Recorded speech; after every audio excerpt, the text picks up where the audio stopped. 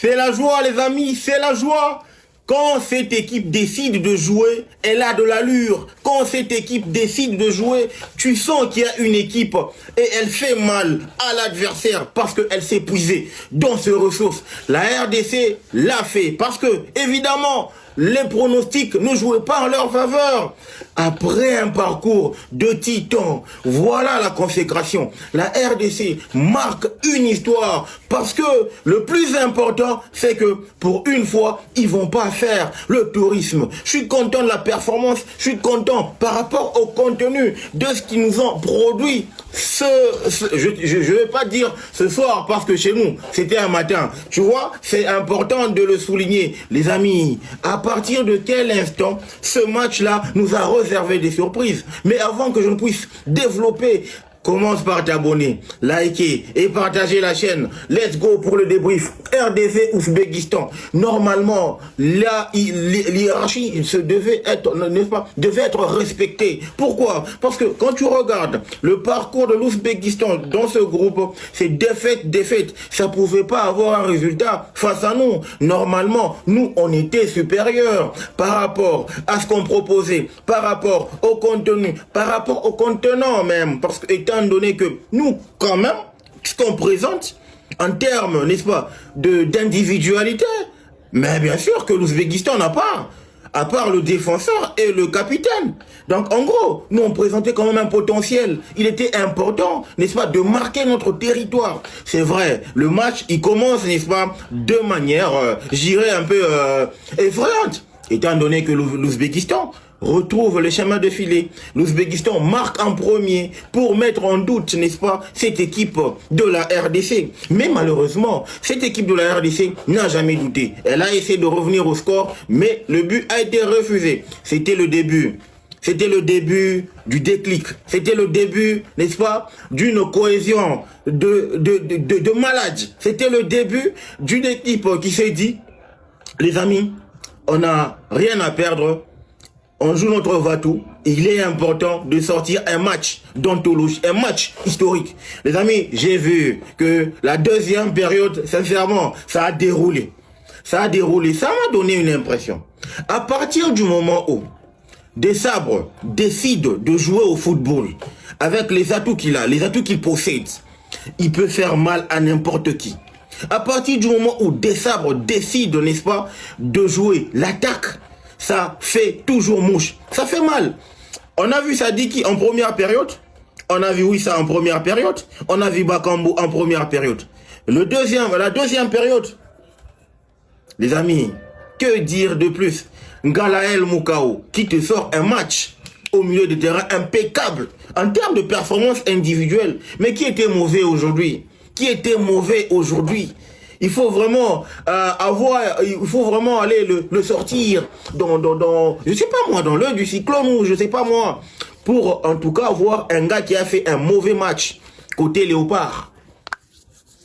Il faut vraiment voir, à part les mauvaises décisions bien sûr, par moment. Même, je sais que tout ne doit pas être parfait dans un match de football, mais tout doit être pragmatique. Et aujourd'hui, la RDC était pragmatique. Le penalty de Wissa, le but de Fiston Kalana Maele, digne d'un renard de surface. Parce que lui, il est en train de faire gagner de l'argent au Pyramide FC. Chaque jour qu'il est avec la sélection, Pyramide FC est en train de gagner 9000 $. Ouais. Donc, tu vois le but qu'il marque. Parce que ce but-là, il est beaucoup plus important.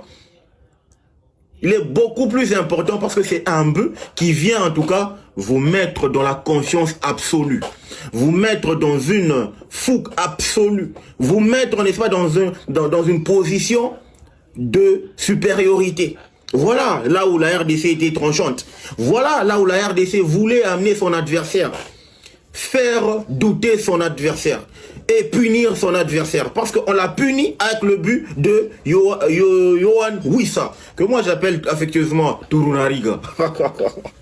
Les amis, sincèrement, je dis chapeau et bravo à Sébastien Desabre, parce que pour la toute première fois, depuis cette Coupe du Monde, il a décidé de jouer au football.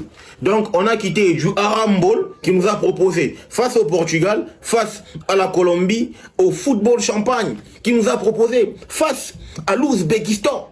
Et quand tu as ce genre de football-là, surtout que c'était une bataille féroce au milieu de terrain, je loue les qualités de nos ailiers parce qu'ils ont su profiter des errements défensifs de l'Ouzbékistan pour commencer à faire mal dans la percussion, faire mal dans l'axe.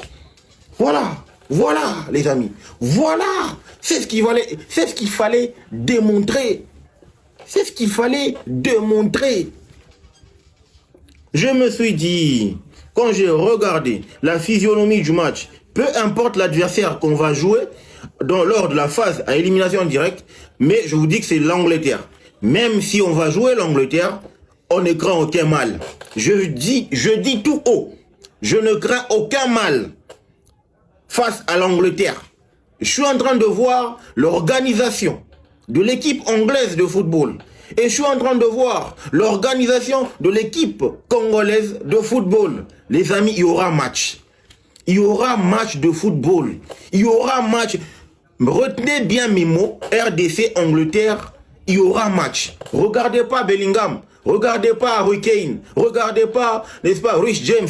Le capitaine, l'Angleterre va comprendre pourquoi le seul plus grand club de son pays, c'est Chelsea. Et les autres sont que des clubs de seconde zone. Je pèse bien mes mots. Parce que sincèrement, Sébastien de Sabre, c'est l'un des coachs le plus intéressant, le plus intelligent par rapport à ce que proposent les sélections africaines actuellement à la Coupe du Monde. Je sens une discipline tactique. Les amis, j'ai vu les lignes bouger de manière synchrone. J'ai vu des lignes bouger de manière, n'est-ce pas, structurée.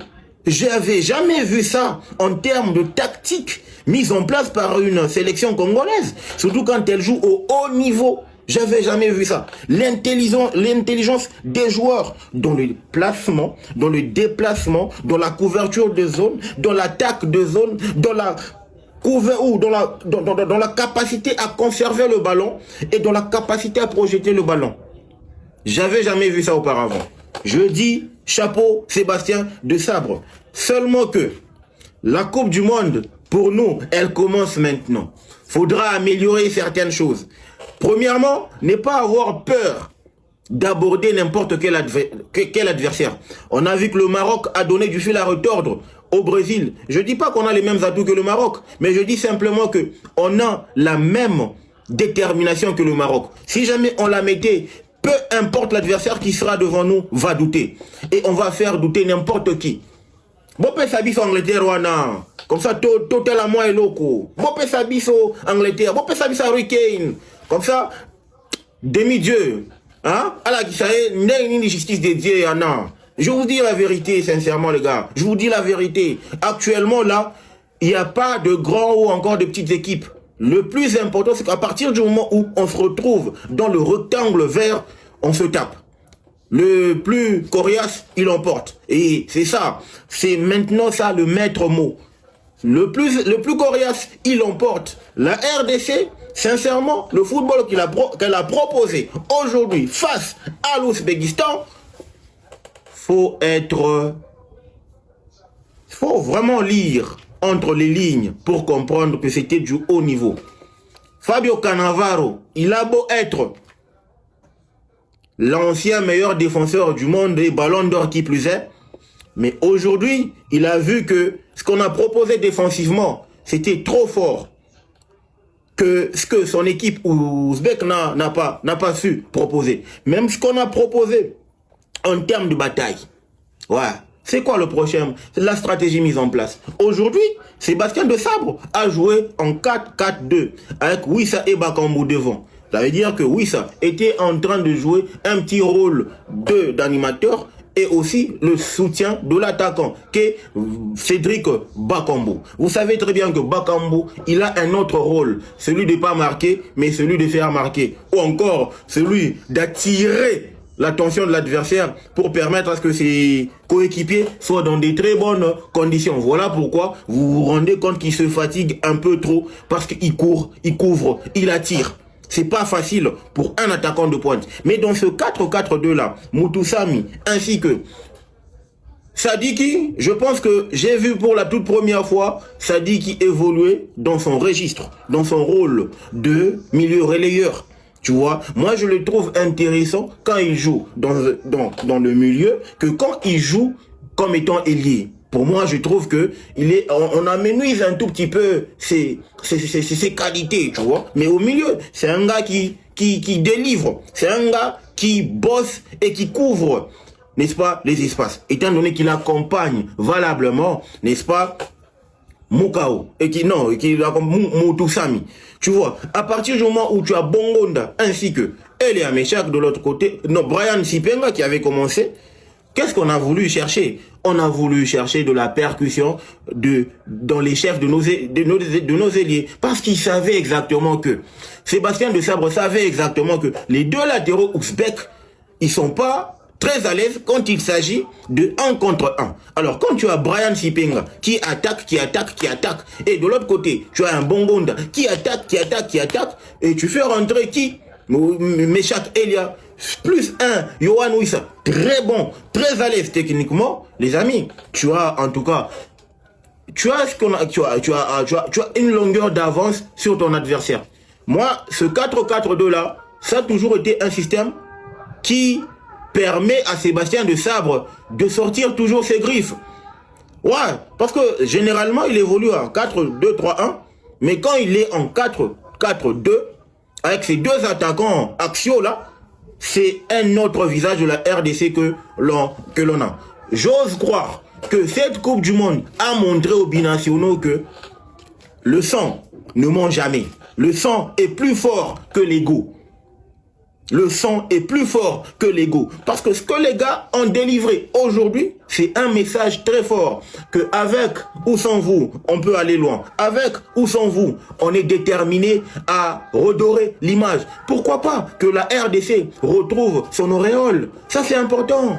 Moi, je pense qu'à partir du moment où ça va être comme ça, discipliné tactiquement pour les sélections africaines, à la CAN, ça va être dur ça va être dur et ça va être une compétition intéressante.